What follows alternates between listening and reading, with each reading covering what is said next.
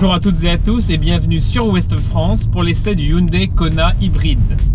Alors, il faut savoir que la marque Hyundai propose la gamme de véhicules électrifiés la plus large et ce Kona est un exemple frappant. Il est disponible dans pas moins de 4 versions. Une version thermique, une version diesel, une version électrique et donc une version hybride. Donc c'est exceptionnel sur le segment de marché.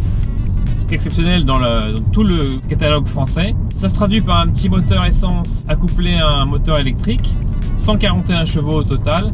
Et surtout, la grande qualité de ce Kona hybride, c'est sa consommation. 4,5 litres au 100 mesuré en roulant à une allure, on va dire, normale, à une allure détendue. Et au maximum, 5,6 litres au 100 en conduite plus sportive. Donc c'est vraiment un très très bon point.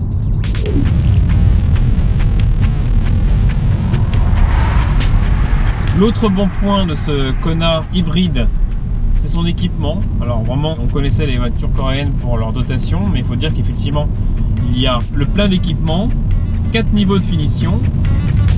En revanche, au niveau des défauts, je soulignerai quand même cette relative fermeté avec les roues de 18 pouces, mais également un habitacle qui est un petit peu triste, qui souffre un peu de la comparaison par rapport à un Renault Captur par exemple, mais également un tarif forcément qui est assez élevé, pas moins de 27 150 € pour la version d'accès, et bien évidemment beaucoup plus pour les versions hautes comme celle-ci.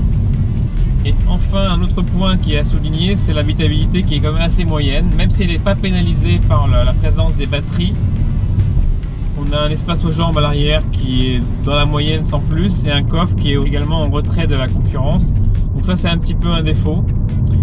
Donc vraiment, le point fort de ce Kona, j'insiste là-dessus, c'est vraiment sa consommation et son agrément, notamment en ville, avec vraiment une grande douceur d'utilisation, que l'on doit notamment à la boîte à double embrayage, contrairement à Toyota qui propose une boîte à variateur. Voilà, donc j'espère que vous avez apprécié cet essai au volant de ce Hyundai Kona hybride. Quant à moi, je vous dis à très bientôt pour un nouvel essai. Salut!